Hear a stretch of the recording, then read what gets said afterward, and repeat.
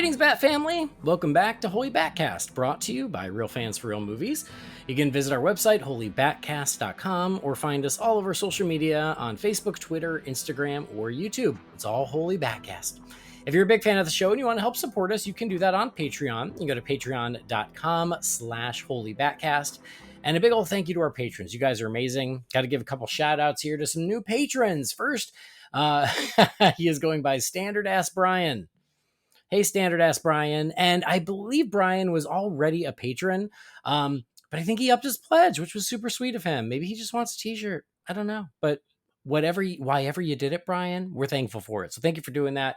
So Standard Ass Brian, you are not Standard Ass to us. To us, you're super cool. So super cool, Brian, is what we're going with. And then we also have Mr. Mark Hall. Thank you, Mark Hall.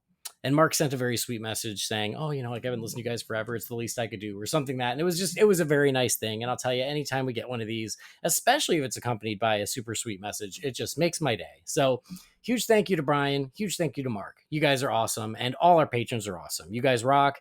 You make it easier to do the show. And I hope you know that you are appreciated. So thanks. This episode goes out to Mark and Brian. What else? We're part of the Real Fans Podcast Network. You can check out those shows at rf4rm.com. And as always, I'm your bat host, Andy DiGenova. You can find me on Twitter, Instagram, or Letterboxd. It's just my name, Andy DiGenova. This episode is one that I teased a couple of episodes ago when we talked about Batman commercials. Another episode I had a lot of fun doing, by the way. I had a blast with that one. But I had a plan where I was like, oh, I'm going to talk about one of these. And then I realized I went down a rabbit hole and I'm like, man, this could just be its own episode. So we're going to do that now. We're going to talk about the Batman OnStar commercials from 2000. So some of you might remember those and have very fond memories of them, but I feel like they're also somewhat forgotten. So some of you might just be discovering them for the first time. And that's fun too. But I want to shine a bat signal on the Batman OnStar promotion that happened in the early 2000s, because it is something else. And I can't wait to talk about that. I have two pals joining me, two Bat fans joining, one who I know hadn't seen these before. And it's good to have him back. It's been a minute since he's been on the show. It's Brendan Lowe. Hi, Brendan. Howdy. How you doing?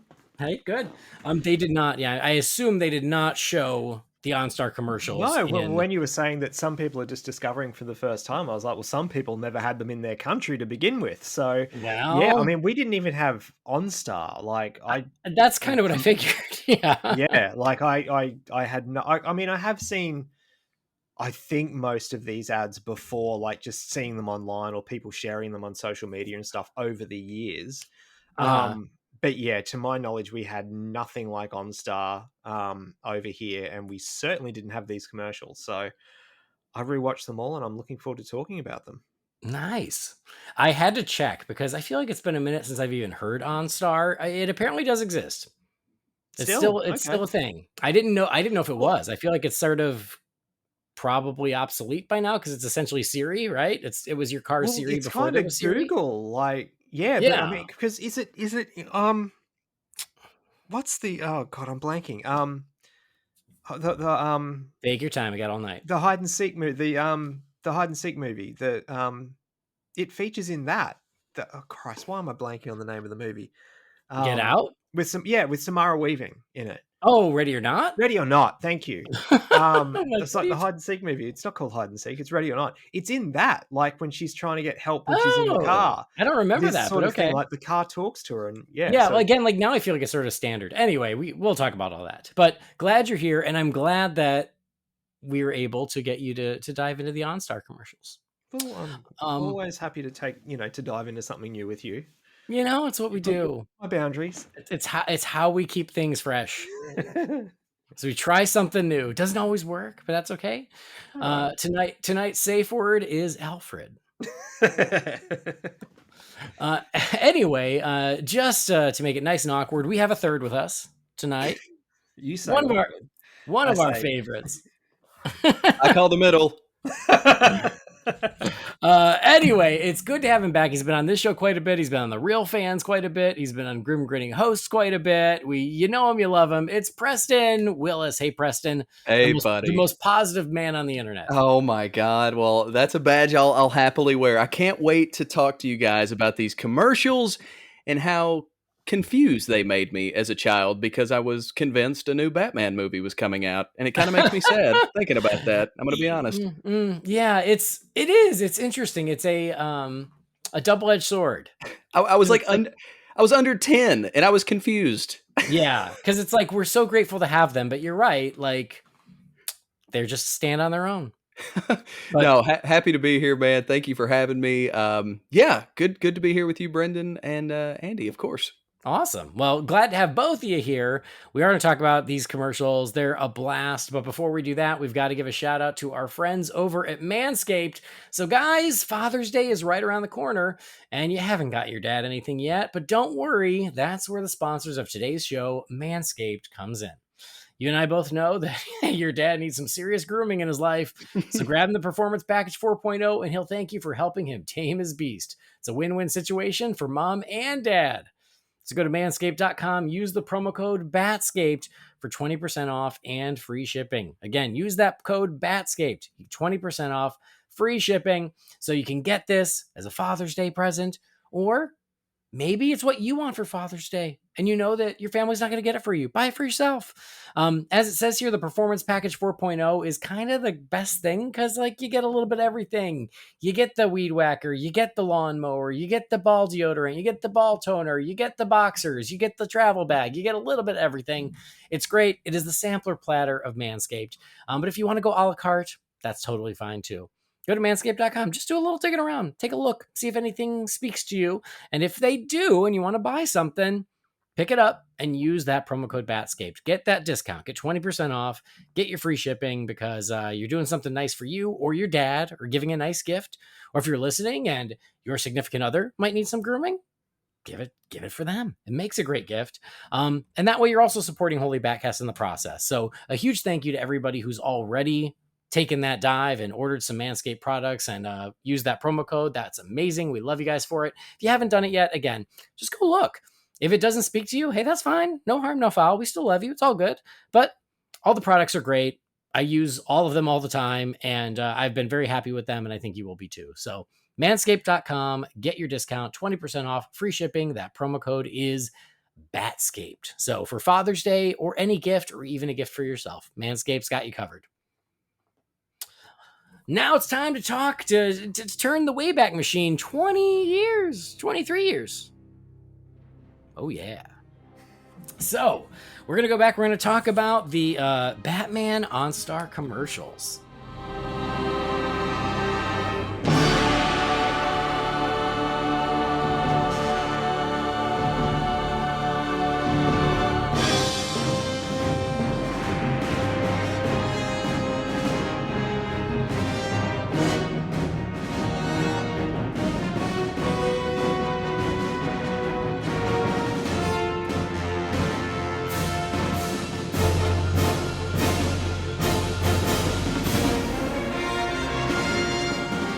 All right, guys, I gotta tell you. So these, like I said, they started airing in the year 2000. Apparently they aired for 2 years until 2002.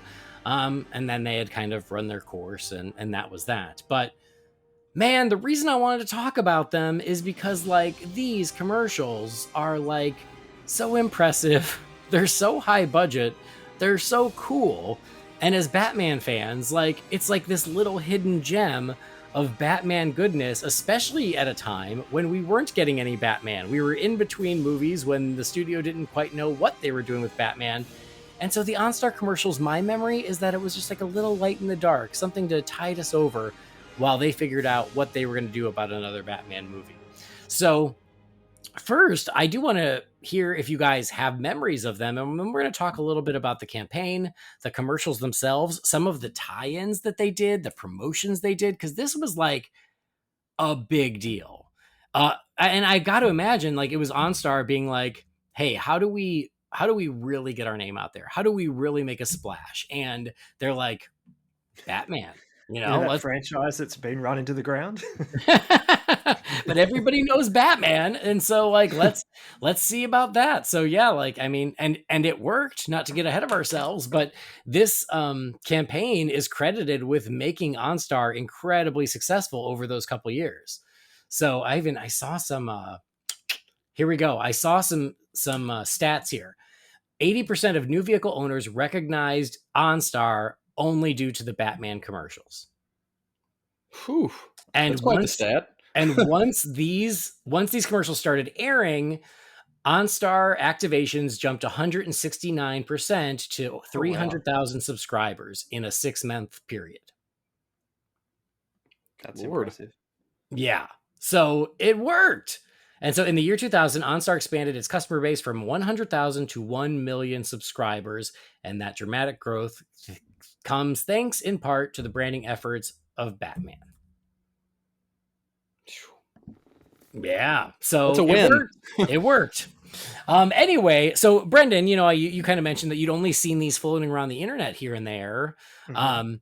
Do you remember them? Like when I said this, were you like, oh yeah, I know those, or were you like, Yeah, remind like me? when you suggested it, I knew exactly what you were talking about. That's when I said, we're about doing this episode with me. I'm like, are you sure? Because I didn't have them over here. But no, like I was happy, obviously, to talk about them because, yeah, the ones that I had seen, over the years sporadically were really impressive. Like you said, the budget was sort of what jumped out to me to begin with.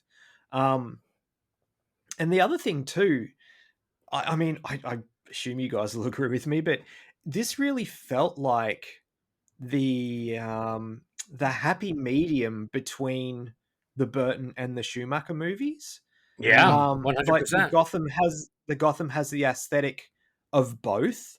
Mhm. You've got obviously the Kilmer suit with the Burton Batmobile, and obviously the villains that they use aren't the big screen versions, but I would think if we'd never had Tim Burton do Joker and Penguin, and we'd only had the Schumacher movies, this is probably what they'd look like. Mm. The real comic booky things, and I mean, we'll get to it, but the Riddler's just ripped straight out of the comics. It's amazing, and the guy who plays Batman is dead on. Oh, he's Um, great.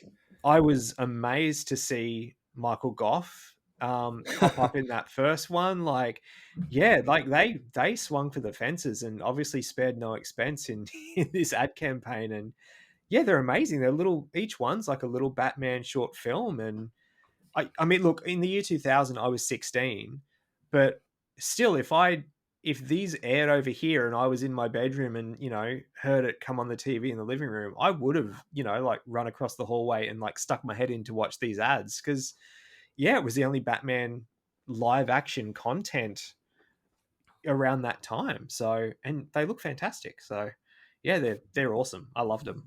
Yeah, and I mean, you got there really quickly, but it's so true. And I think what it's really cool about it is the melding of the Burton aesthetic and the Schumacher aesthetic, and finding the middle ground.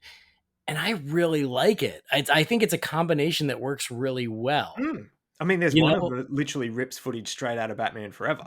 yeah. Yeah. It's And, yeah. and and I love that, where it's sort of like, oh, like, yeah, here's kind of a nice amalgamation of both, where it is unmistakably cinematic Batman, but they take just enough elements from both that it works. It kind of bridges the gap. So I think that's such a clever way that they did it, and I think it works really well. Mm-hmm. Preston, do you remember these? Oh, dude, I absolutely remember these. I was roughly like 8 through 10 when these were airing, in the early 2000s.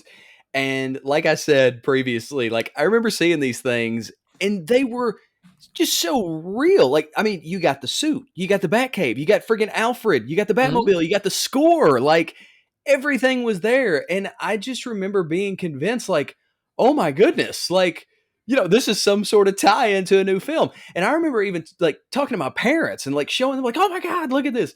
And, my mom in particular, not really being like a movie person, was kind of like, oh, yeah, like maybe that is happening. And so that like further pushed me into that mindset. So, yeah, it's so funny, man. I loved these, and gosh, it's crazy that they ran for 2 years in hindsight. But I mean, you can kind of understand why. Like, and I really have like, I almost have more questions than thoughts because it's like, like why? But like they were so good, Mhm.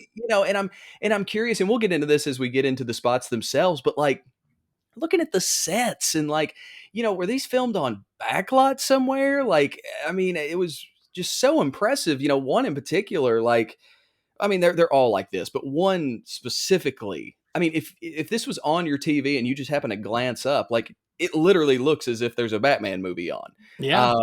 So very impressive and a lot of nostalgia attached with these. I remember being so into them.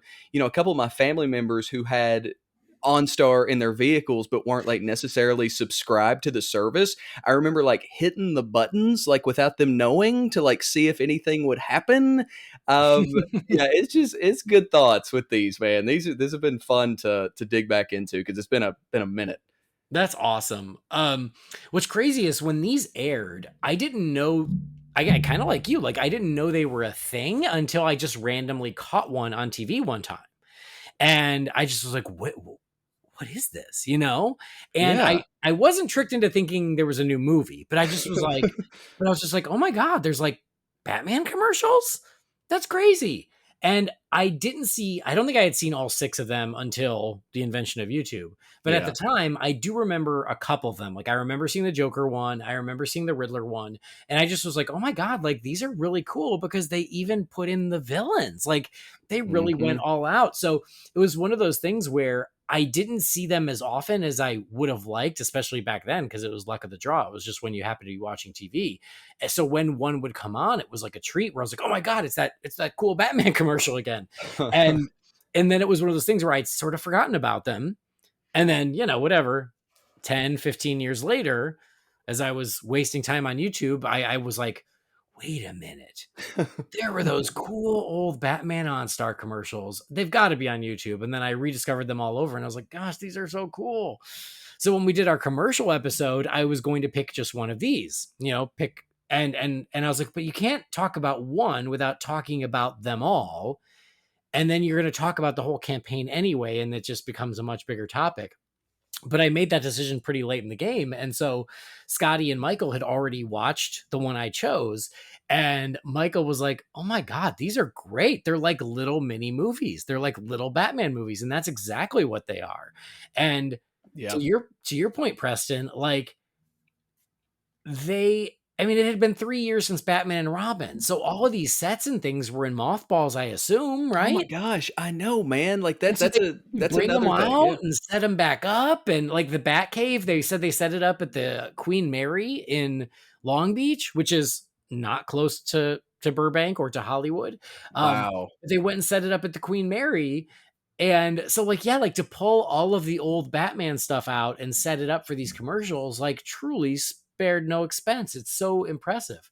And I remember as recently as a few years ago when I was on the WB lot and they had, you know, the big Batmobile car vault with all the vehicles. Oh yeah. They had one Burton Batmobile out. I mean, there's so many of them out there in the world, but the one that they had out, if you looked in the in the driver's seat, you could still see the little OnStar button. No way. It was still in there. Yeah. That is so awesome. Oh my gosh. Obviously it's the one they used for one of these commercials. Whoa. Just out of curiosity, was it the Riddler one you picked? Maybe. I know my boo. Have you met me?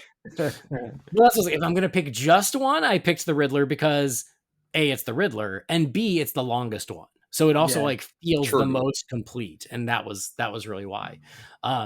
So yeah, like this was such an interesting campaign, but all the things we talked about, like they used the Burton music, the Burton car, the actor who played Batman, his name is Bruce Thomas. And like you said, Brendan, he's great. Like he looks like Batman. He looks great in it. And he has a great voice, but he's actually talked about these. And he said that the suit was essentially kludged together from a bunch of the stunt bat suits over the years. So it's mostly from Batman and Robin, but maybe a little Forever in there too. But yeah, like he said, they took parts and pieces from the stunt suits. Yeah, the cowl looks Batman and Robin. The chest plate is definitely Forever. Because it's got the gold emblem and the nipples. Well, no, but I see the chest plate. It kind of looks like the Clooney chest plate, but repainted. Okay, but it's hard to tell. That was the way I thought it was because that was the most recent movie. So my hunch was that was what they were using, but they had repainted it. Yeah. Kind of like what they did with the Batgirl one for Birds of Prey, the TV show. Well, whatever they did, it looks awesome. It does. Yeah, exactly. Like all the parts and pieces they picked, it looks great. And he looks awesome in it. So I Oh, I'm sorry, man. no, I'm go cracking ahead. up. I did not know that was Bruce Thomas, and like I looked him up, and that's totally a recognizable actor. Like that's pretty funny. Well, that's the funny thing is yeah, like I see him and like now, now he's an older man. But yeah, same. I'm like, I've seen him in stuff. Yeah. Like he's a character actor, but I'm like, is that really him? And then I see pictures of him from 20 years ago. I'm like, oh yeah, that's him. That's him. Now he's a distinguished gentleman with salt and pepper hair. But if you look at the pictures from 20 years ago, it's like, oh, he looks like Bruce Wayne. Yeah. Sure does. But yeah, so like these are just so fun. And then speaking of the cast, you mentioned already Michael Goff shows up in one of them, which is amazing. Again, that's just great continuity. There's one that has Vicky Vale in it, and that is Brooke Burns. And I think she did like Baywatch was her big thing. She looks like a model Yeah. than an actress, which is probably what most of Baywatch was. Yeah. So she was on Baywatch for like 3 or 4 seasons. And then hilariously, she also starred in a lot of Hallmark Christmas movies. So she went on to have something of her career herself. Did you guys happen to see who the Joker was played by? No. Curtis Armstrong. Do you know who that is? Let's see. He was Booger in Revenge of the Nerds. No way. Yeah. Oh yeah. my goodness. I would have never thought that. Wow. I mean, obviously he was in a ton of prosthetics. That's crazy. Oh, yeah. I know that guy. Exactly. Oh, he's been in a lot of stuff. He was in Moonlighting, but like Revenge of the Nerds was kind of, in my opinion, the most recognizable. He also was in. Was oh my in God, Return to the Batcave? I don't know. It's been so long since I've seen that. I'm sure he was. Oh, He's in like Risky Business and yeah. He was in a lot of 80s stuff. He's the Joker. Yeah. It's unrecognizable. Yeah. And then the Riddler is an actor named Brian Stepanek. And he's in another one where if you click him and you see his face, you go, oh yeah, I've seen him in a bunch of TV shows. Like, yep. I guess now he's on Young Sheldon, which I've never watched, but you just see his face and I'm like, oh yeah, I've seen that guy in a bunch of stuff. So it's also fun. Like, yeah, who this cast is. Oh yeah. Oh my gosh. Totally recognize that guy. Yeah, exactly. Like probably just from 100 TV shows in the past 20 years. So yeah, like, I mean, the cast is fun. And again, the car is fun and it's so cool. So again, OnStar really was like committed to making a big splash and they were committed to the marketing. So they started a $50 million ad campaign in 2000. Although it is unclear how much of that 50 million was dedicated just to Batman, but I'd have to imagine a lot of it, considering these commercials and the scope and everything. But they were so all in on this that they had trading cards. Oh my gosh. Jesus. So you can Google those. Honestly, like the artwork is cool, but they're all just like random, it's just random artwork of Batman. So like it's not anything super thrilling, but it's kind of cool. And they released 2 tie-in comic books that they gave out at auto shows. Oh my gosh. And so, knowing I was going to do this episode, guess what I have in my hot little hands right here? You didn't. Oh, I did. I like any excuse to go searching on eBay. This is true. Y'all know this about me. And so what's hilarious is like, so I ordered these last week knowing that we were going to record this week. And I got them for a great deal. And it was such a great deal that I was concerned that they were not going to show up. And so then 2 days ago, I get the notification they've been delivered to your house. And I get home and they're not in the mailbox. They're not at my door. I'm like, crap, they're not here. Like I got scammed. Sounds like my Monday to Friday. And so I was like, damn it. Oh my God. Like I even posted in our like neighborhood group. I'm like, was this accidentally delivered to anybody? And nobody responded.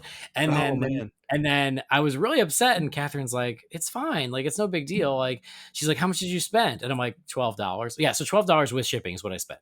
So, wow. And she's like, oh, that's not so bad. I'm like, no, but I really wanted to read them this week. And then I explained, I'm like, well, we're doing this episode about OnStar, and these are the tie-in comics. And she's like, oh, now it all comes together. So, but I was like, worst case, I'm out $12. It's fine. But like and then the next day they were in the mailbox. So I don't know why I got the notification a day early. There we go. Or the mailman put it in the wrong box and realized it. I'd say they were delivered to the wrong address, and either the mailman or the person who got them has dropped them in your letterbox. Yeah, I vote that he took them home, read them, and then was like, okay, I better give these back. That's fine too. But anyway, so I will say, he's not your mailman, is he? What's that? He's not your mailman in your area, is he? Yeah, I knew this smelled like peppermint for a reason. Yeah. And it's covered in glitter and fake snow and some white whiskers. It's weird. Anyway, so I will say that the gamble paid off because for $12, these are in perfect condition. That's awesome. Kudos to whoever sold these to me. And I read them today. And y'all, oh my God. Please tell me it's They're like amazing. A giant OnStar just... Absolutely. Oh, absolutely. That's great. One is Batman versus the Riddler, and the other is Batman versus Mr. Freeze. But in both stories, you better believe that Batman uses every feature available in OnStar to defeat these villains. Yes. It's amazing. Because it's like the Riddler leaves a note with the commissioner that's like, tell Batman to check his email. And then Batman is like, OnStar, read me my email. and that's how he gets the riddles and stuff. And then in the Mr. Freeze one, the whole city's frozen and he's like, OnStar, I need a route that avoids these streets. And every excuse to use the features of OnStar in both of these is hysterical. They're very quick reads. They're just a couple pages each, but oh my God, I do not regret the purchase at all.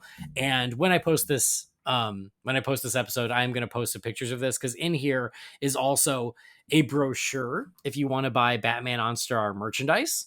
What? So you could buy a Batman OnStar polo shirt, a Batman OnStar flashlight, a Batman OnStar travel mug, a Batman OnStar baseball cap. And you've eBayed these, haven't you? Oh, that's what I'm doing. Not yet. I haven't gotten there quite yet. I just read these, but while you're talking, I had a look, and I can get the comics for $13.50 Australian, but with $49 postage. Oh my God! Which is it does not cost that much to send 2 comics to Australia. Yikes! I will also say, because I was worried that I got scammed, you can find scans of these online. So nice. For anybody listening who just wants to read them and doesn't want to actually have the copies, personally, I'm happy I have the copies because I love them. But for anybody who's no, I just want to see what they're like, you can just Google it, and there are scans online that you can just flip through and see. But again, they were all in on this promotion, these comics, the trading cards. The trading cards I did not eBay. I didn't even see them on eBay, but again, they're not the coolest things ever, but if I find them, they might make their way into my house. And here's the best part. I might as well just say it now. The best part, it's in the comics. You'll read about it online, is as part of the Batman OnStar partnership, they ran a sweepstakes. And the grand prize for the sweepstakes, and this one, this sweepstakes happened in 2001. The winning prize was a walk-on role in the next Batman movie. Oh my! Which they would have had to honor for Batman Begins. That's my question. And so it did say in the fine print, it says, the film is still in the planning stages. There are no firm dates set. So I do wonder if whoever won this, if it was one of those things where they just paid them off, being there was an option in there, when Bart Simpson won the elephant, you get $10,000 or an elephant. Nobody ever picks the elephant except Bart Simpson. It's kind of like that, where they're well, unfortunately, this fine print says that we're off the hook if we don't make a movie in the next 2 years. So whatever, here's 10 grand. Sorry about your trouble. I have no idea. I'm so curious. There was a podcast I listened to about The Mask years ago, and there was a competition for whoever won that got a spot in the Mask sequel. And because it never really got made, and a decade or so later, they had the straight to DVD one with Jamie Kennedy, and they honored it. Oh, that was theatrical, my friend. Oh, was it? Well, straight to DVD over here. Yeah. And apparently they honored it. Oh, good for them. I I hope they actually honored just it. Yeah. I know. I literally just read something I similar think it with was the Hey, Do You Halloween. Remember, actually, Oh, that were talking about it. oh, okay. I just read something recently with the Halloween franchise where they honored it after Halloween Resurrection, and this lady ended up in Rob Zombie's Halloween. Like Oh, wow. somebody called the studio with the movie and was like, Oh, "Who yes. who the hell is insert lady's name, and why does she need to be in this movie?" And they had to Oh like my explain God. That's the amazing. situation. Yeah, it was funny. I That love was on that. that 25th Yes, anniversary yes, documentary. Yeah. you're right. Was she the one Wow. that like flashed her boobs That is in the correct. documentary? Yeah. You're right. She flashed her boobs in the documentary and said, "See anything you like." Oh, I remember that. Yes. Of course you do. Because you saw something you liked. Yes. Well, actually, it turns out that the winner of the sweepstakes, I just did some Googling, the winner of the sweepstakes was Katie Holmes. Ouch. And so that worked out for everybody. You were just on a podcast this week saying you liked her in that movie. I did. I'm not saying I don't like her in it. When did I say I didn't like her in it? Fair enough. I didn't. I'm just saying it worked out. She got a little more than a walk-on. Good for her. All right. So anyway, the point is they went all in on this whole promotion. They spent a lot of money on it, but you can certainly see it in the commercials. And then I just love the tie-ins, merchandise and comics and cards and a contest. It's so fun. It also won some awards. So the first 4 commercials won a silver award for creative arts visual effects at the 2000 International Automotive Advertising Awards. And then it also received a golden medal and best of category at the New York Festival's Advertising Marketing Effectiveness Awards in 2001. I've never heard of these awards, but anyway, I guess they won some awards. So let's talk about the commercials themselves because they're cool. All right, there are 6 of them, folks. And the beautiful thing is if you just go to YouTube and just search Batman OnStar commercials, there is a compilation that has all 6 in order.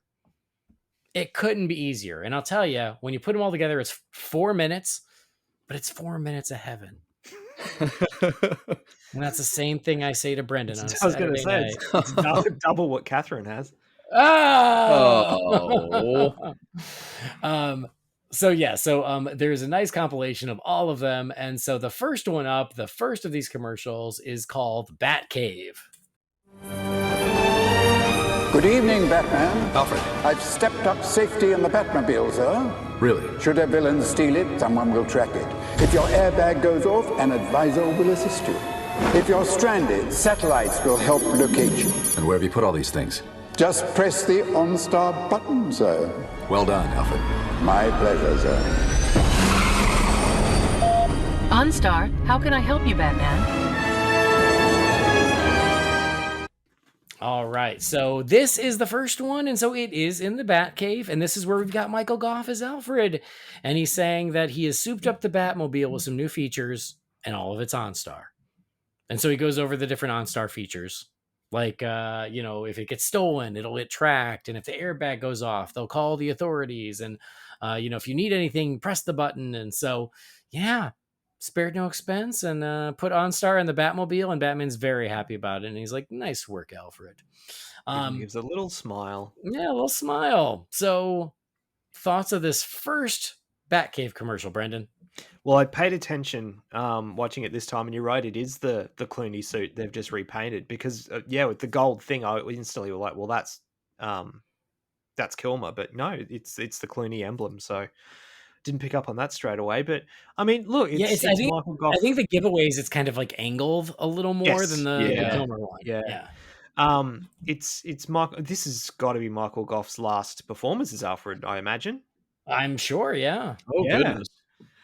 So there's that, and he does a great performance. But obviously, we know Michael Goff was up for flogging wares in commercials because he did it with Diet Coke and now OnStar. And I guess technically to McDonald's, but look, it's great. It's the 89 Batmobile looks so good in that setting. And Yeah, I mean, it's you kind of described it anyway. I mean, it's Alfred talking up OnStar, Batman being a faithful student and listening, and he has that little smirk at the end, which is kind of cute, and off he goes in the Batmobile, which it's the '89 Batmobile, but it's got the flame of the Forever one. The flame's massive. I guess that's true. They souped it up. Yeah, well, it runs on jet fuel, which we'll find out. I know. Let's not jump ahead. No, it's awesome. It's really cool, and that Batcave set's cool as well. Well, and that's just it. Is it is the Schumacher Batcave, but like they shoot around it, so that way it's like not quite as obvious. Like they try to make it a little more subtle the way It's they generic shoot the Batcave. Batcave, but if you know the movies, it's clearly the Schumacher Batcave. Yes, exactly. Yeah. Exactly. But I like it, and I even went back and like rewatched it because for that very reason of like kind of peek around the Batcave and go like, what, what's still there, what's not. But they don't have like that, that massive bat symbol that opens up to make the monitor. Like they, some of those bigger things they just didn't put back up.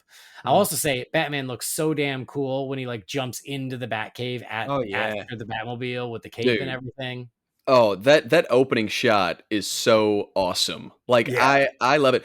What stands out to me about this thing is we have Michael Gough in it, which is amazing, but Bruce Thomas like looks so good in the bat suit. Like he looks awesome. And just that opening shot is great. The lighting in this sequence is great. And the one thing also I took from this commercial is the fact that I would crash into a pole on purpose to see that airbag come out. Yes. I want the bat airbag. I adore that the airbag is in the shape of the bat symbol. That is amazing. Come on. But no, I agree with you. It's so darn cool. So yeah, and like the satellite tracks them and everything, and just that Elfman theme in the background, man. Oh man, it's just pure happy. Speaking of the amalgamation of the two movies, yeah, but man, it works. It all just I think they just did a great job with it. So absolutely. Yeah. I think I'm gonna call and get OnStar installed in my car. Sold me. Even though I think my car does all these things anyway. Yeah, I'm pretty sure, or my phone does at the very least. But yeah, it's just so great that they got Gough doing it. That just makes me so happy. And this is the only one he's in, but he's just on the screen. And then that's where he tells the next orphan who sneaks in there, "I made a suit for you too." Because all you have to do is break in the Batcave, and he's got a suit for you. Little glitch while he's talking. Oh yeah. Alfred Headroom. All right, so yeah, it's great because it's a great feature of like the Batcave and Alfred, and meeting this new Batman. Yeah, awesome. All right, the next one up, the second one is called Joker Face. This is how you exterminate a bat! Batman, this is Karen Boyd from OnStar. I got a signal your airbag went off. Should I send for an ambulance? Everything's fine. Send the police to Fort and Maine. I'll contact them right away.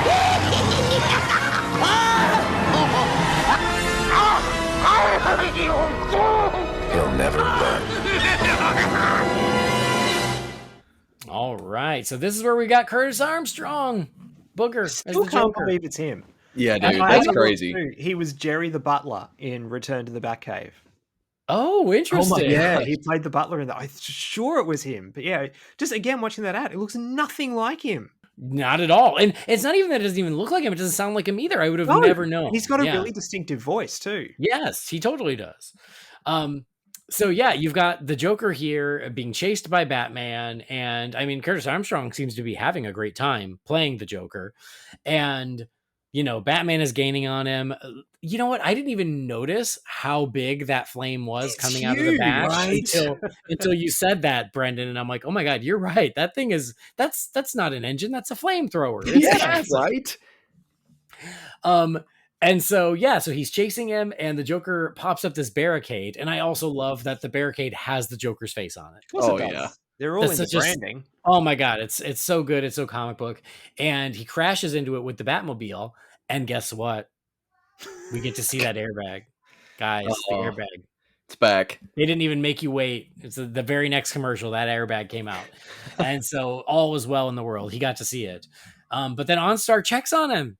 It knows that his airbag has been deployed. And what was her name? Like Karen or something? Yeah, Yeah, you Karen. know how this was made 23 years ago? Her name was Karen. Her name was Karen. They Karen wouldn't from do that OnStar. these days. And she's like, "Are you okay, Batman?" And he's like, "Of course I am." And so he goes, he stops the Joker. I love that the Joker is driving one of the Joker cars from Batman 89. That was the Oh, thing I wanted to man. point out. Yeah, it's one of those 89 cars. Yeah, I love it with like the Christmas lights in the back window. Yep. And like there's even that shot that might have been from Batman 89. It's kind of hard to tell, but it almost looks like it's pulled from the chase scene in Batman 89. Okay. I could see that. But yeah, I love that he's driving one of those cars. And yes, like Batman heads him off and he's trapped. And Batman's just like, he'll never learn. And That music shot where pumps he up. says he'll never learn. Yes. Man, he looks good. He looks amazing. Awesome. Yeah. Awesome. I can only imagine in the days of early internet chat rooms and stuff when these ads were airing that this would have been the like, make a movie with that guy. Like, Right? No it kidding. would have to have been. I know. I would be okay with that. And also this aesthetic, like of Yes. the Burton Schumacher Yes. matchup. Hell yeah. I would watch a whole movie like this without a doubt. But you're right. He looks great when he says he'll never learn. And then we get that OnStar logo. And apparently when they had scripted all of these, they did work closely with DC and WB, obviously, because they got all the assets. They got to, they shot on the WB lot. They got to use the old sets and the cars and everything. But in the initial scripts, they weren't always resolved. And so DC said to OnStar, Batman always catches the bad guy. Oh, funny. And so in each of these that where we get the villains, which is Joker, Riddler, Penguin, he wins every time because he's Batman. He has to. And I love that. Like, that's so interesting to hear that from like an IP perspective from the owners of the IP of going, sorry, the rule is Batman always catches the bad guy. I'm like, oh, that's interesting. That it makes sense, but I'd never really thought about it. It's really funny to hear like how, and obviously how closely they worked with Warner Brothers, because me not knowing, I honestly wondered if this was like some sort of like corporate synergy situation, because they are so impressive and they're so tied into the character and the sets and the music and everything. It's really just insane. And I love what you said, Brendan. I'm sorry. I love what you said, Brendan, about how this could easily be like Schumacher's Joker design. Because the more I look at it and the more I think about it, I think that's like pretty damn accurate.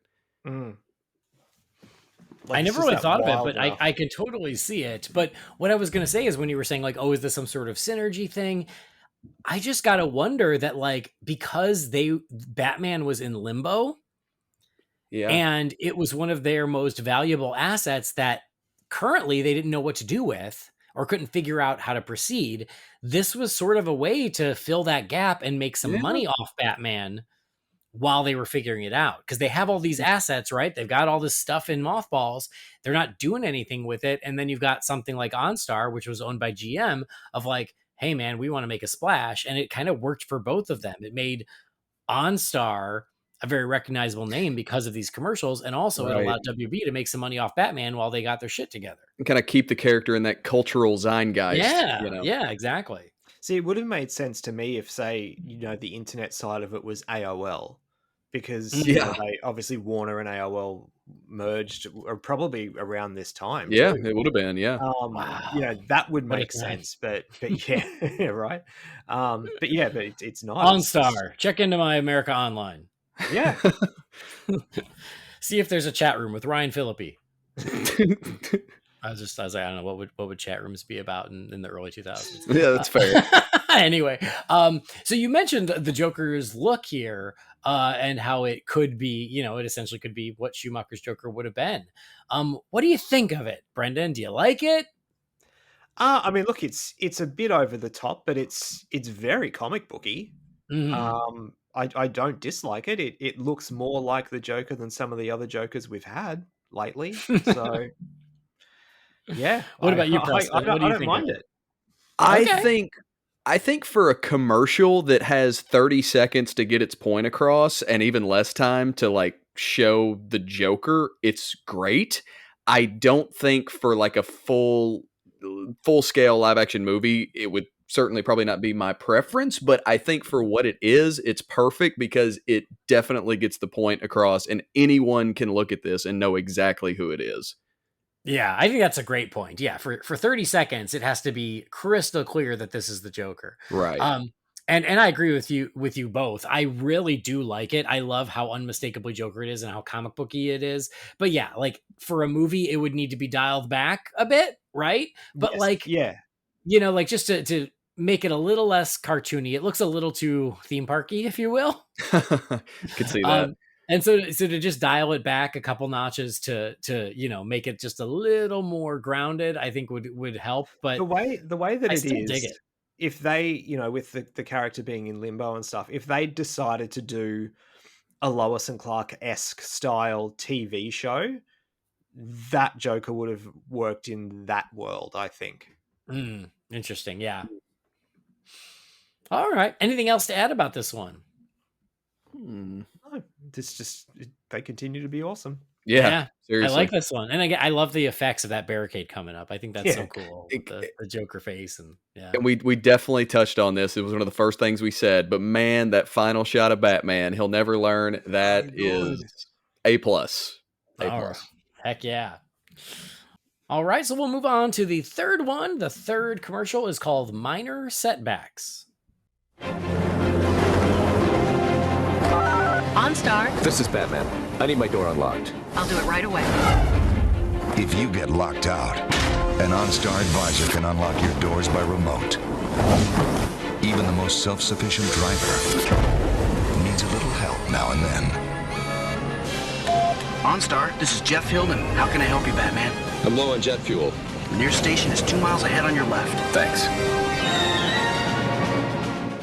All right, so this one has Batman perched atop a building, as he likes to do. And the bat signal is in the sky. He's looking over Gotham, and he's in a rush. So he calls his OnStar and has them unlock the Batmobile for him.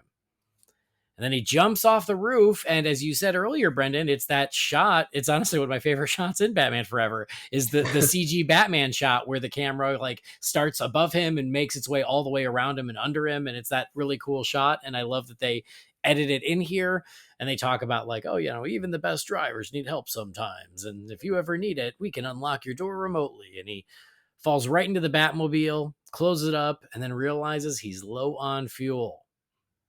If only there was someone who could help him. Yeah, he's like, come on, day at that time. I know. Batman is famous for his prep time. He would not let his fuel get that low. And so he calls OnStar again, and they're like, hello, Batman. And he's like, I need jet fuel. And so they let him know where the next gas station is that apparently carries jet fuel. And he drives through Gotham, and he's off he goes. So yeah, there's some really cool shots of Gotham in this one. There are. We don't get a villain, but Gotham looks cool. It does. So Brendan, what do you think? I'm thinking Alfred's probably gonna get a black eye when Batman gets home because he didn't fuel up the Batmobile like he was supposed to. Listen, the man's 105 years old. Let's cut him a break. He just recovered from McGregor syndrome. Yeah, come on. No, again, this is a really cool one.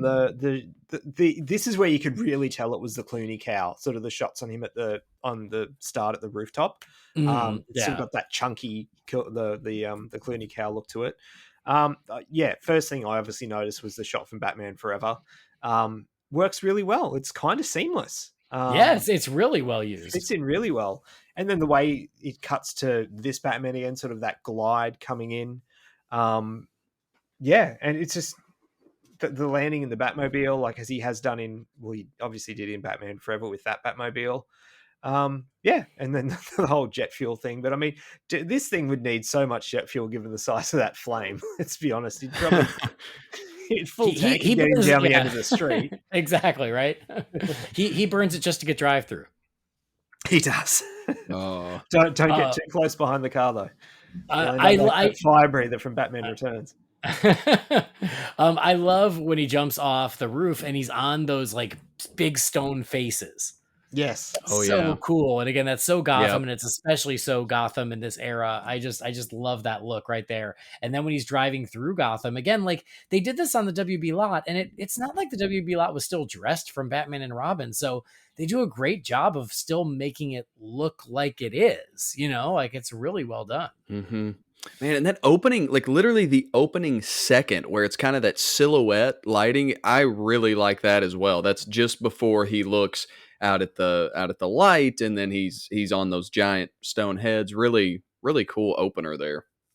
Yeah, I want to totally. know if it's Bruce Thomas doing like all the leaping and getting into the car and stuff, because if it's not Andy, as has become tradition with this show, we probably won't be able to get Bruce Thomas, but we could track down who his stunt double was and get I don't know. We might be able to get Bruce Thomas. Like it's possible. I might see if he's on Twitter later. It doesn't hurt to ask. But it's funny that you mention it, that it is not Bruce Thomas doing the stunts. Hold on, let me find it. It's in here somewhere. So Thomas was trained to be Batman by the stunt coordinator, Alex Daniels, who performed the stunts in these commercials, but he also did Batman stunts in Batman Forever and Batman and Robin. Well, there you go. So they actually used the stunt coordinator from the Schumacher films, Mr. Alex Daniels. So Alex, great job. And so he also performed the stunts in these. Well, that's a guy worth having a chat with, just saying. All right, see if he's around. Mm-hmm. So no, super cool. And you're right. Like, I mean, all the movement and everything in here, it's just, it's cool. Awesome. Anything to add on this one, Preston? Let's see here. What do I have on this one? Let's see here. I actually took some notes on this. Yeah. We obviously had the Batman Forever sequence. This is more just like an OnStar thing. I had no idea that they could remotely unlock your door in 2000. Like that's kind of impressive right? in and of itself. Yeah. Other than that, Batman, like you got to get your stuff together, man. Low on gas. You got your door unlocked. I mean, come on now. Can't even unlock your door. Dope. Oh my god. In one of these comics, that is what. Oh my god, it's amazing. I think it's the Riddler comic. Yes, it's the Riddler comic where he runs into a couple of the Riddler's goons, and he lets them think he was defeated. And then he remotely unlocks the Batmobile, and they think they steal the Batmobile. And thanks to OnStar, the satellite tracks the Batmobile, and that's how Batman figures out where the Riddler is. Boom. It's amazing. So yeah, super fun and more fabulous features from OnStar. All right, let's move on to number 4. Number 4 is just called Batmobile. The Batmobile is jet-powered, bulletproof, fireproof, and reaches speeds over 300 miles per hour. Could we possibly improve on it? Yes. OnStar, how can I help you, Batman? It's all the help you'll need on the road.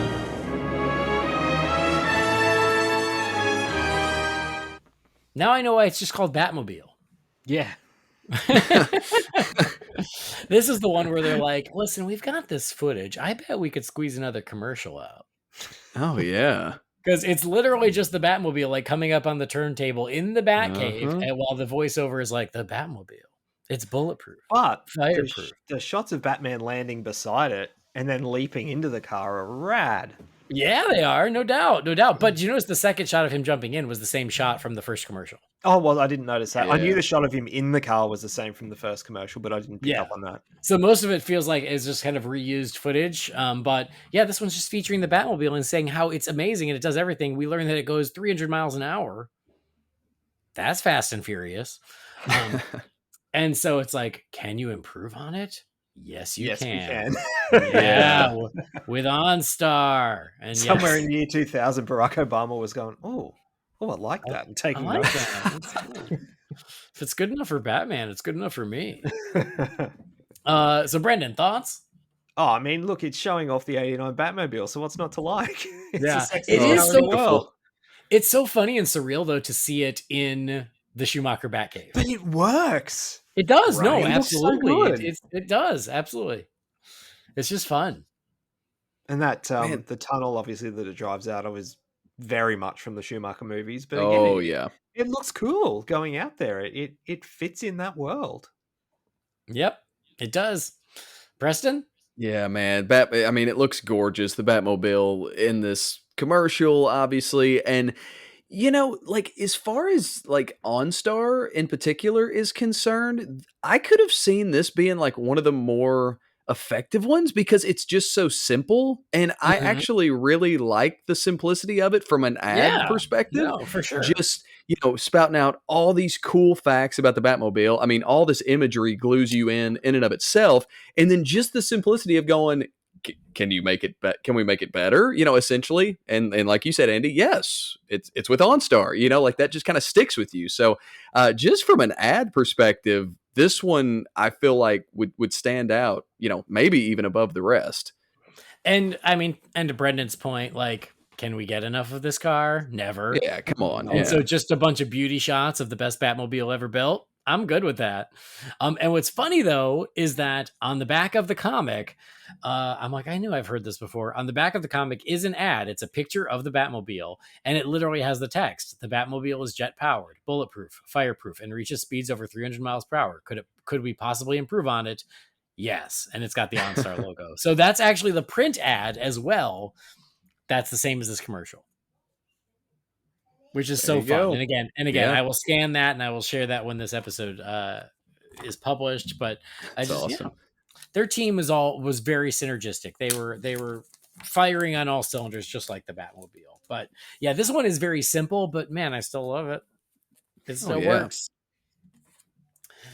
All right, awesome. All right, we're on to number 5. Number 5 is called Hot Date.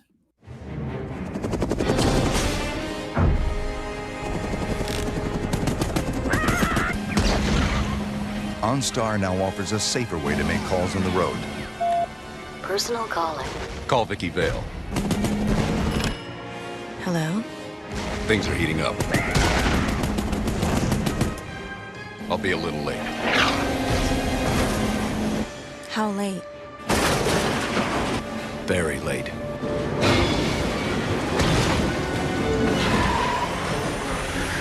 There's never a good time to take your eyes off the road. Personal calling. Call Commissioner Gordon. Batman, the Penguin's all yours. So long, Batman! It's been a real blast!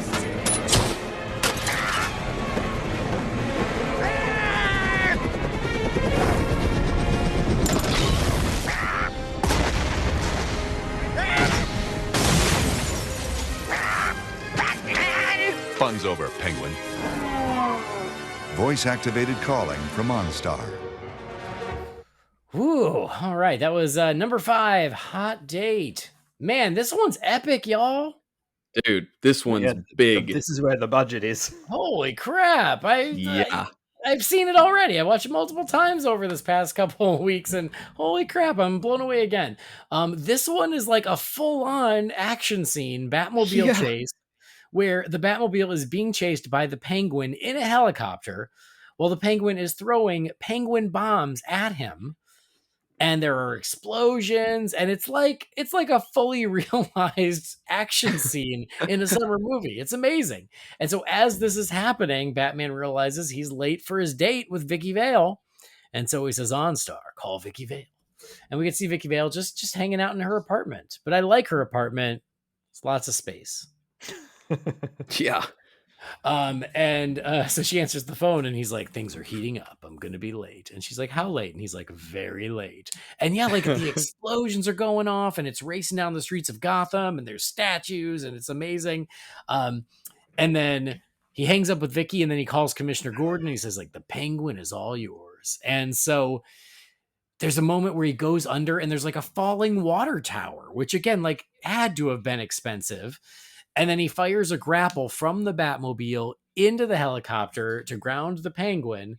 And he tells Commissioner Gordon, he's all yours. And the Penguin's been defeated. There's another really great shot where Batman is like standing over the Penguin. Mm-hmm. And what does he say? Fun's over, Penguin. And he swoops his cape and he walks away. But yeah, this is a longer one. This is like a full minute. And man, they get a lot into that minute. So, Preston, what do you think? Oh, dude, I love this one, man. I mean, like you said, this is like a legit, fully realized action sequence. I mean, we got helicopters, we got explosions everywhere. We have a very 60s inspired Penguin, for sure, Yeah. I feel like. I mean, this is a 60-second OnStar commercial. And if you just, like I said earlier, if you just happen to look up at the screen, had no idea what was on, you would think a freaking Batman movie is on. Yeah, You really absolutely. would. Yeah. It's crazy. I could see somebody thinking that was a legit movie for a second. So kudos. You I mean, did. this is huge. Yeah, exactly. I did. I mean, yeah, like even they have a helicopter crash in this, like the fact that he brings the helicopter down with a grapple and it's all in there. What's interesting though is that in the cast list we don't know who's playing the Penguin. That was just I don't see a credit for that. Oh, I also will note, I totally, like, upon revisiting this recently, I swear, I'm like, did the Penguin just get impaled right then by the grapple gun? Like, it looks like it goes right through his chest. But then you eventually see it's like behind him. Yeah, it goes into the copter. But yeah. But all right, Brendan. More so than the Joker, this is the one where I was just like, if Schumacher did the Penguin, this is what he would look like. Like he would have done the 60s, you know, out of the comic book / TV show looking Penguin for sure. I mean, as Preston said, I mean, there's explosions on top of explosions. You got explosions coming out of your ass in this one. I think Michael Bay directed this one, actually. He did, yeah. Just not as many lens flares, or Megan Fox. But well, actually, you've got the hot model in there, That's right. as Vicky Vale. So you're you probably right. No, I mean, this is awesome. It might be my favorite of the ones we've seen so far. The Joker one's pretty cool, but I mean, for God's sake, it's a TV commercial for a bloody car service. Let's be honest. I mean, it's nuts that they went this far. I mean, this is just this commercial alone would be millions of dollars. Yeah, it's exactly. insane, but it looks so cool. Agreed. And much like the Joker, what do you guys think of this Penguin? Same. I mean, it's the same sort of thing as you said. Like, if you were to do it for a movie, you'd have to bring it back that little bit. But I mean, it's comic book Penguin. It's I mean, from back, from obviously original comic book Penguin. It's the top hat. It's the monocle. It's the wah wah wah. Like it's Penguin. Like no part of it isn't. Yeah, and I love that they put the grenades in there just for like extra measure. Like that's great. Oh my God, I love that they've got the Penguin grenades. That's so fun. Yes. And yeah, I agree. I mean, it's true for the three villains that we see in these. All of them is like they're unmistakably who they are. For a movie, they'd have to, we'd have to like bring them back just a little bit. But sure, I still like them. I still like seeing something this unabashed in live action. Absolutely. So, yeah, it's super cool. All right, I think this is the first one I saw way back in 2001. Because I think it was one where it was one of those where I was like, wait, yeah, what am I watching? Holy crap, is that the Penguin?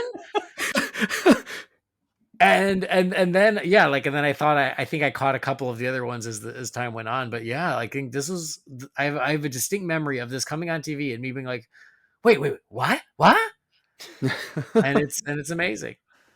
You also in this one sounded like the Penguin, then like wow. And the shot of Batman at the end, that's where you can also clearly tell that it's a Clooney suit. That you can see the nipples. And he loves twirling that cape. Yeah, the logo on the belt was the very Schumacher logo. All right, on to the last one. Last but certainly not least, the last one is Riddle Me This. OnStar now offers voice access to internet news, stocks, and email. Riddler. Virtual advisor. Get email. Riddle me this. What do a river and money have in common? A bank. Get my business news. Gotham City Bank closed early today for its stockholders' dinner. It's payday, boys! Not today. Get him!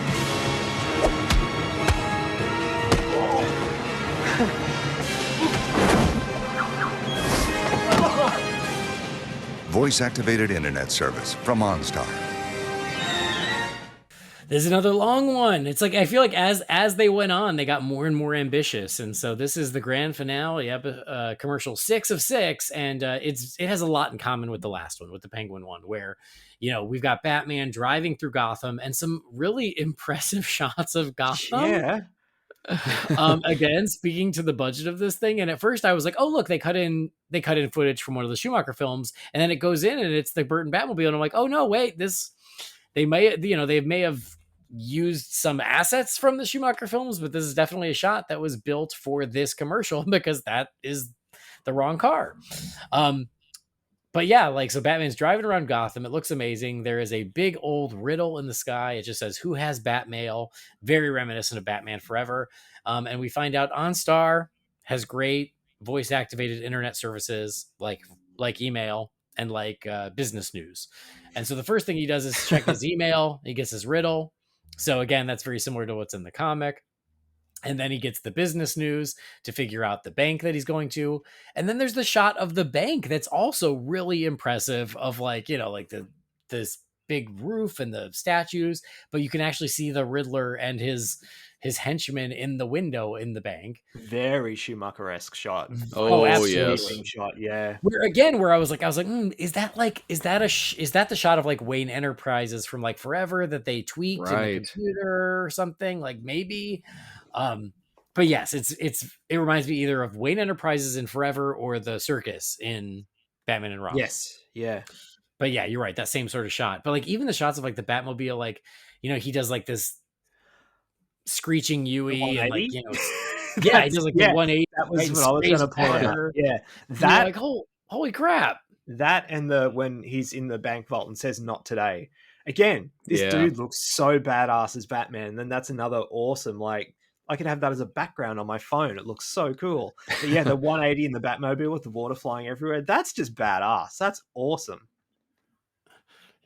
Yeah, I'm just looking at the 180 again with the spraying water and so cool. Gotham in the background. And you're right. It looks amazing. And does that paused on this video we're watching, this compilation 343. Does that Gotham, I mean, I know we've said this over and over just in regards to different aspects, but that Gotham looks so good, and it's such a blend of what we had seen to that point between Schumacher and Burton, in my opinion, because it is kind of bright. The buildings look a little more Burton-y, but the lighting is a little more Schumacher. It's really the sweeping shots really are very cool. Like I said, the shots are very Schumacher. Yes, very much so. What has just struck me while you were talking, Andy and Preston, and I think part of the reason, pardon me, why I've loved these so much, not taking anything away from Batman 89 and Batman, particularly Batman Returns, because it was all soundstage stuff, but has the Anton First Batmobile ever looked as good on film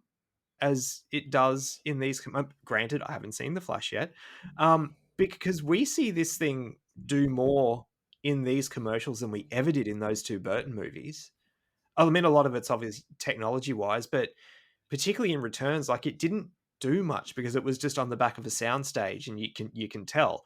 89, you see it, driving down the country roads and stuff, but in terms of Batmobile action with this car, this is the best it's ever been. I mean, I never really thought of it. And I kind of get what you're saying though, is because it does feel like, yes, there are still moments, especially in 89, the, descent into mystery, but to see this sort of action with this car is something unlike we got in those movies. It's just driving. Don't get me wrong, it looks awesome, but it's just driving. Whereas it's doing the big 180s. It's on one of the ads, it's on two wheels. Swerving between the bombs, the penguin bombs and stuff. Yeah, we never saw that in those two movies, and it looks friggin' awesome. Mm-hmm. Yeah, fair point. And so we see the Riddler, a very comic book Riddler with the bowler hat, and he only gets a couple lines, but I think he does a nice job of it's payday, boys. And they open the safe, and there's Batman looking badass. And he says, "Not today, Riddler." And so I love. Go ahead. Oh, go ahead. Well, I had a question for you guys. I'm wondering, whereas we've talked about, with the Penguin being a little more 60s, with the Joker being like totally its own kind of thing, I really felt like this leaned into the Batman Forever Joker to a degree. And I'm curious if you guys feel the same. And the things that kind of made me think that were, first of all, the logo in the sky. That was very like from Batman Forever. That's very Batman Forever. And then like, I feel like, I don't know. I could be wrong in this, but I feel like the lines that the Riddler says, particularly the first one, just sounds very Jim Carrey-esque. And yeah, just curious, like if you guys feel the same. You know what's ironic? Yeah, is I look at this and go, this to me looks like what Robin Williams' Riddler could have looked like. But I do get the Jim Carrey comparison. Obviously, with the costume, it's very similar. Sure. He's got the bowler hat, which is obviously pretty much the same. I love the mask. The mask looks awesome. It looks great. Yeah, getting rid of that, the red hair and stuff, and just having the green and purple. But it does, like, even just with the mask, the guy's kind of face, it's a little bit Robin Williams-y, and I'm just like, I wonder if this is sort of, the alternative universe, if this is more what his Riddler would have looked like as opposed to Jim Carrey. But I don't think you would have get Robin Williams in the leotard, though. Probably not. But in terms of the mask and the bowler hat and stuff, all that hair poking through the exactly, it looked like he's wearing a sweater under the leotard. He's a very hairy man. Robin Williams level of hair. I mean, because you heard Jim Carrey, like, I mean, he was already a thin guy, and he was like, I didn't eat the whole time I was making that movie. Yeah, just suck it in the whole time. Yeah.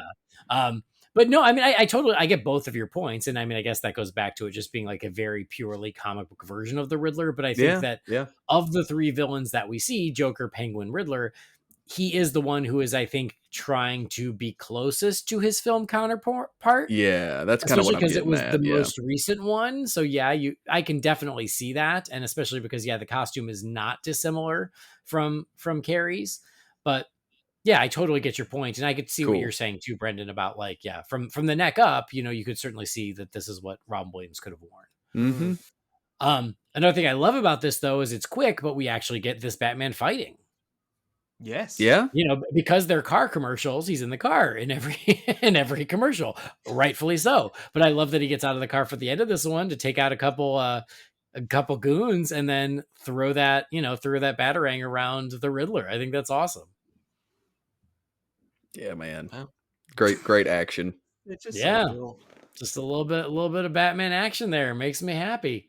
So yeah, this one, like I said, this is the one I would have picked if I was just going to pick one, because it's another one that feels like it has a beginning, middle, and end, where he's on patrol. He gets the riddle. He figures out he's at the bank. He spins around, races to the bank, heads off the Riddler, defeats him and his goons, all in 45 seconds or whatever it is. So this one and impressive. The one before are a hell of a 1-2 punch. Exactly. Yeah. The final two are the best two because they are the most complete. But I do think that, I mean, like they're very satisfying of little 1 minute Batman movies. Man, release the OnStar cut. Come on. I know. I mean, and I do think that like the ones with the three villains are my three favorites because not only do we get Batman and the Batmobile, but we also get to see another version of these villains that we love. So I think those have always been the standouts, but like a couple of the ones I don't think I'd ever seen. Like I'd never seen, I think just the one where he's just jumping into the car, right? And running out of gas. Like I don't remember ever seeing that, but or I just forgot about it because it didn't have a villain. But I just love that it wasn't enough for them to go, well, we have Batman and the Batmobile and he's using OnStar. It's like, well, also he should fight the Joker, the Penguin, and the Riddler. If we're going to do it, let's do it, and I think it's so fun. I'm actually surprised Catwoman didn't get a run, to be honest. Yeah, that's true. It's true. Like she tries to break into the Batmobile or something and, we get those locks again. It's not too late. Let's bring it back. So there you go. That was the sixth and final commercial, but yeah, arguably my favorite one. What's your favorite one, Brendan? Probably, honestly, it's no pun intended with Two-Face. It's a coin toss between the last two. Yeah. For me. Yeah. Preston? Man, I gotta go with the fifth one because it just like it seriously makes me laugh like a lot while watching it. Just like I cannot believe that this is a freaking OnStar commercial. Like that was like all those explosions. Like it is literally 60 seconds ago. Just exactly like the helicopter. Like just insane. Yeah. I agree. Yeah, those last two are the highlights, but again, all three of the villain ones I think are awesome. And yeah, you're right. I wish they'd have just made another run of 6, and we could have gotten more. But man, 6 of them. 6 is still good. 6 is good. You're not wrong. So yeah, these are great, and I love revisiting them, and I'm so glad. And you know what's crazy is, the only reason these were on my mind was because of the commercial episode I did with Michael and Scott. And then it was like, like when you think of something and then it's like the universe hears you. And then randomly that week, I randomly saw some of these like posted on Twitter and then posted on like some random page. And I was like, I hadn't seen these in years. No one's talked about them in years. And all of a sudden I think about them and now they're popping up elsewhere. It's so weird. It happens. It does. It's bizarre. But anyway, so, that was the Batman OnStar campaign. 6 commercials, 2 comic books, trading cards, and a sweepstakes, and merchandise. Watching these last night, I'd planned to watch these, and then I was gonna jump into bed and watch like an animated Justice League movie or something, just till I went to sleep. I ended up falling down a Batman commercial rabbit hole on YouTube. So I ended up watching Batman commercials for like the next 45 minutes. I've had a really cool toy compilation I sent to you before, Andy, but yeah. You think I haven't seen that? Well, I wasn't sure. That's who I am? Have you met me? I know, I just wasn't sure. Girl. But yeah, there's some really cool commercials out there. And oh my God, because I got to miss out on that episode with the Christmas crew. I'm glad I could jump on this one because it was only scheduling, but it was the only reason I couldn't be on there. Well, yeah, and also you and Michael hate each other, so I can't. There's real beef. Real beef. I mean, Michael Lyons, like he is such a temper. That one, right? Yeah, he is. He cursed me out. I don't know what I did. I mean, that's why man on the planet next to Preston. Yeah, oh my gosh, yes. When they said the meek shall inherit, I mean, Michael better start making room because he's the meekest man in the world. Yeah, but I mean, that's what led me to the commercial episode last time. And then that led me to this one. Cause you're right. I can't believe we had never done it. And then I had so much fun doing that episode. I did the same as you, as I fell down a YouTube Batman commercial rabbit hole. And that is where I found that Batman toy compilation. And so, yeah, I watched the whole darn thing one night and it was so fun. And that's why these will not be the last commercial episodes we do, because there are so many out there between toys and fast food and OnStar and PSAs, and just there's so much random stuff out there that they're really fun to go back and revisit. Another rabbit hole that's fun to go down is Batman in theme parks as well. Oh yeah. Oh man. I've been doing that the last couple of days too. That's good. So all right, that is the Batman OnStar journey. What a moment in time. But I'm so grateful for it, because these 6 commercials, you know what? It wasn't a movie, but it was something. It allows us to scratch just a little bit of an inch of 2000 while they didn't know what the hell they were doing with the franchise. And we fanboys like needed that at the time so bad. It was dead. Yeah. Well, especially coming off of Batman and Robin, because that wound was still so fresh. Ugh, yeah. This was just like a little bit of aloe vera on the burn. It didn't fix the burn, but it did soothe it just a tiny bit. So, no, these are so fun, guys. Go out there, go to YouTube, watch them. It's 4 minutes of Batman goodness. And yeah, these are so impressive. Whoever posted this video is going to notice a big upswing in like view. What I know. hell? Wow. I got so many hits. Well, I'll give them the credit. It's Retropolis channel. But Yeah. They compiled them all for our convenience, and I am grateful for Retropolis channel on YouTube. Thank you guys. And yeah, this is it's awesome. They make it easy. So I hope they do get a lot of nice views from this episode. Happy to help. So very cool, guys. Any last thoughts on the OnStar commercials, Brendan? Well, I mean, again, for someone who didn't have them in my youth, I would have loved them then.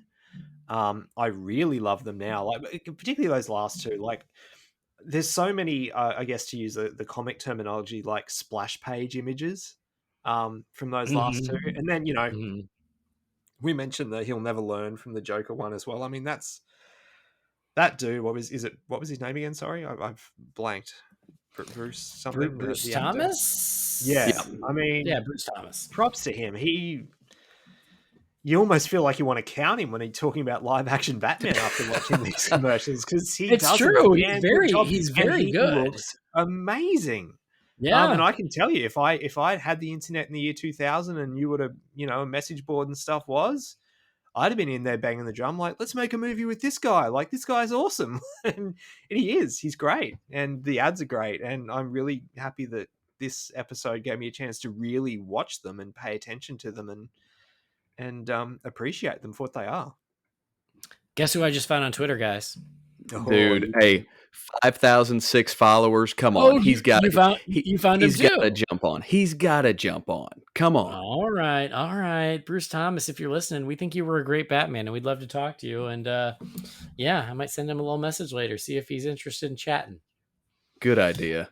Preston, some thoughts for final thoughts about the OnStar commercials. Well, James Gunn, you need to hire a Thomas Wayne, I'm sure. So look no further than a handsome Bruce Thomas as your potential candidate. That's it. Now, these are awesome, and it was so much fun, like we said, to revisit these, because I have a lot of nostalgia. It's kind of like one of those core memories being unlocked, right? The Joker one is definitely the one that, like, it may not be my favorite, but it stands out to me the most, like, because I remember seeing that one. Just, it's the Joker, right? It stands out. These are great. This was awesome, and I love some good old Batman nostalgia.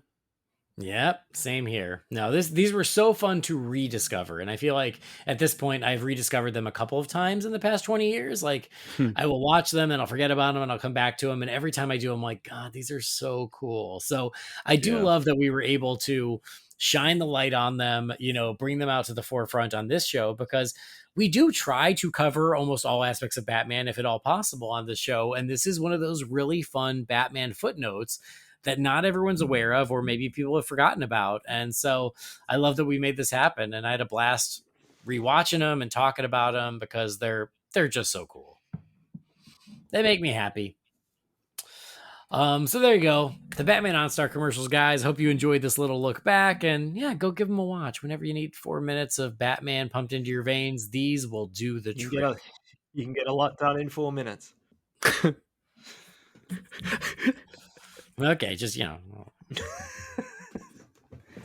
All right, but we're not ready to say goodbye just yet, because we have just a couple of emails in the Wayne Manor mailbox. It's time again for the Wayne Manor mailbox. You've got mail. Darren, what is a letter for me? Maybe temporary. She wrote a letter. Messenger. This is all, Master Wayne. All right, just a couple quick emails. I'll give you guys a peek behind the curtain. That's because this is another one of those episodes we're recording in advance.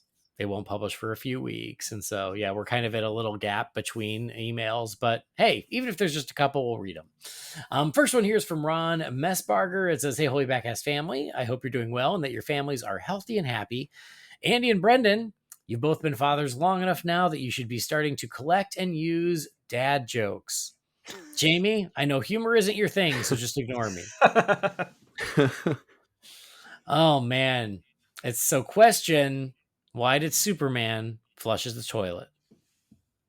Uh-oh. Because it was his duty. For God's sake. Oh, boy. I'm not quite there, Ron. I'm not quite there with the dad jokes. Maybe I'll get there, like once Harley gets old enough that I can embarrass her. Right now, she doesn't care. She doesn't listen to me anyway. But anyway, Ron says, I hope the joke makes your day and just as much as you guys make my week. Oh, that's nice. Thank you for that. So yeah, I don't know. Brendan, you've been collecting dad jokes? Not at this stage, no. I don't think I have, but then every once in a while I will just make a joke and someone will go, "Oh, dad joke." And I'm like, yeah, how dare you? I'm like that. I'm like that as well. I have to say this. My co-host in my day job, if you will, he is a new parent, and he has a book of dad jokes that he will pull out and kind of go through. And I have only gouged one eye out so far. I'm almost to the other, and my ears are next. I know. I also love the Jamie. I know humor's not your thing. That's right. All right. The next one is from Adil. It says, "Hey guys, it's been a while. It was a very eventful time in my life, and your podcast has helped me keep sane from time to time. And I'm not joking. I saw Shazam 2 recently, and I thought it was an enjoyable movie, but I could also see why some of the criticisms were made. The movie felt like it had grand ideas, but some of them were underdeveloped, namely the foster mother scene in the third act. While it's very easy for me to tear up at an emotional scene, I would have started bawling if it had been better developed.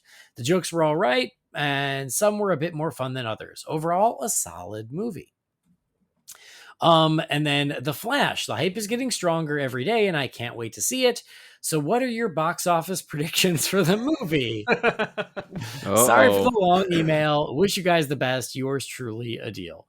Thanks, Adil. With Shazam 2, I think your review is perfectly fair. I don't think you're far off from how we felt. It's good. It's solid. It could have and should have been better. And now that we have seen some deleted scenes, it's like, oh, it was better. They just made it shorter. I haven't seen the deleted scenes yet. Yeah, there are quite a few out there, and it's all the emotional character stuff that we said was missing from the theatrical. Okay. I'll have to check it when I get my Andy, did you get your yeah, I was about to ask, did you get your steelbook, Andy? I did. It's on my shelf right now. Yeah, that's awesome, real pretty. Man. But even so, even though Shazam 2 isn't the greatest movie of all time, it's still a fun, enjoyable movie, and I still think it doesn't quite deserve the whipping it took. But c'est la vie. So, question about the box office for The Flash. It's a great question. And again, we're recording this in advance, so a lot can change over the next couple weeks. So here is what I will say is, we did a summer movie preview on Real Fans for Real. And Preston and I were on there, and we gave our box office predictions for The Flash. And we both thought it was going to be very successful based on all the buzz. Based on the excitement, based on the trailers, it seems like there's a lot of excitement for the movie. So we think it's going to be one of the biggest movies in the summer. Things can change, I still think that is very possible based on the positive buzz around the early screenings and reactions and all that. So yeah, we'll just see how it goes when it actually releases. But Brendan was not on our summer movie preview. So any thoughts? Oh man, I'm not. The reason I'm not on those episodes is I'm not good at predicting box office stuff, because also, American box office is a whole different thing, compared to over here. It's just not a game I play. But the summer preview episodes, and that when that one came out, I was so happy. I didn't realize it had been so long since there'd been one. Obviously, COVID notwithstanding, but that and the end of year wrap ups, the best and worst. I love those episodes, and it was great to hear the summer one back. I will say though, at the time of recording, I got some good news yesterday in that I get to see an advanced screening of The Flash this coming Wednesday, the 31st of May. So I get to see it a bit early too, and I'm very, very excited. Oh, congrats, Brendan. It's old news by now, Brendan. Who cares? We've already seen it. Shit. You guys are going to have it on freaking 4K before I get to the theater and see it. Brendan's going to make it his favorite movie of 2024 by the time he sees it. Oh. I have to say, just because I literally pulled this up, like if you want an exact number, my number from the episode that Andy plugged and Brendan was 405 million. And that's domestic. And just for a little context, I brought this up on the episode. Wonder Woman was 412. And we remember the phenomenon that movie was. And I feel like, and I felt like at the time of the recording that, the Flash is going to be very, very similar to that and come up kind of just under. I think you and I were pretty in line on that one. Yeah. I think we were sort of in the same neighborhood on the summer movie preview. Yep. Because we both, again, like based on just the insane positive buzz from everybody who's seen the movie. And yes, by now I've seen the movie. It feels like, yes, if the word of mouth continues to be as good as it has been, it seems like, yes, it's one of those movies that can just keep playing all summer. Yep. Agreed. But we shall see. And again, like as we're saying this, you guys won't be hearing it for a couple of weeks. And so, yeah, we'll see. I liked how you started, Brendan, by going, oh, like I'm not very good at predicting box office. Brendan, have you listened to those episodes? None of us are. Yeah, but I mean, I don't even know where to start with that sort of thing. Yeah. It's, that's the old Hollywood joke is in the end, nobody knows nothing. It's true. Everybody's an expert. Nobody knows anything. I can't wait. Knew with Batman 89 though. He knew. Well, true. Who knew? True. Jack Nicholson. Jack Nicholson. That's right. There is no one capable of predicting. I rewatched that recently, and I love him in those. There's no one qualified. Yes. There's no one qualified to set the bar of what Batman could do. God bless that man. I love him. You gotta love him. He's no Curtis Armstrong, but he's pretty good. All right. Well, that's it. That's it for the Wayne Manor mailbox. Just those couple emails. Again, we're kind of doing this, in advance and between other episodes. But if you are listening to this, please do send any questions or thoughts to the Wayne Manor mailbox. You can send that to Holy BatCast at rf4rm.com. But we love to hear from you. So please send those in. We would appreciate it. But that's where we're going to wrap up this wonderful episode of Batman, Holy BatCast. So, gentlemen, thanks for joining me this evening. It's been a blast. Brendan, always a pleasure, never a chore. Likewise, my friend, and it was great to be on the mics with Preston again too. Oh, thanks, Brendan. You too, buddy. Well, now here's the question, Brendan. Here's the question, because we on Holy BatCast, Catherine and I already published our spoiler-free reactions to The Flash. Yes, we already did it. So you're gonna finally see it. So, like, are you going to resurrect the Nightlight just so you can share your spoiler-free reactions to The Flash? Are you just going to sit back and wait? I'll sit back and wait. Okay, I was just curious. Enough of us have seen it that I know I'll be able to have several conversations with people before we do the podcast about it. So that'll scratch that itch. All right, good. I will say this also, Catherine loved it so much that she's like, can I be on like the real review? And I'm like, as long as we can work it out. Nice. Yeah. Nice to be on her Letterboxd review. Oh, I don't know if I saw her Letterboxd review. It was very simple. It literally, if I'm not mistaken, like each word separated with periods lives up to the hype. Oh, is it really? Yeah, I'm pretty sure that was it. Oh God, I can't wait till Wednesday. Oh, there she lives up to the hype. There you go. 5 stars. Yeah, man. All right, Catherine DeGenova. Anyway, Preston, always a pleasure to chat with you as well.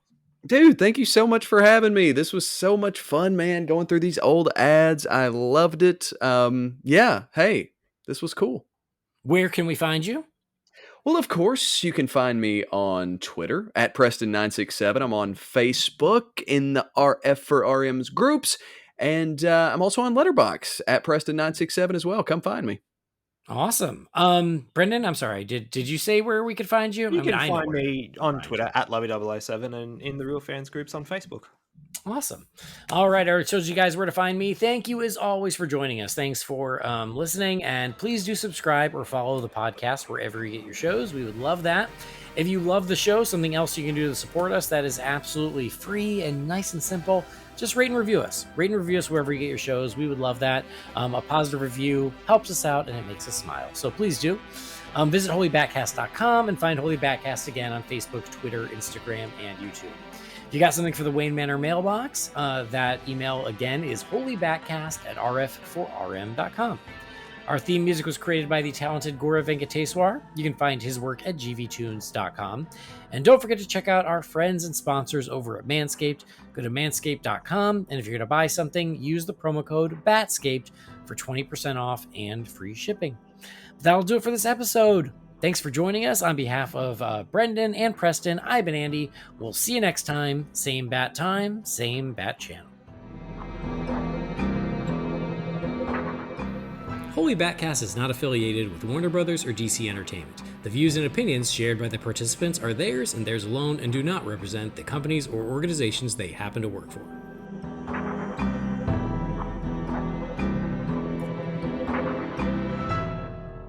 Yeah, going on a date with a girl from a Hallmark Christmas movie.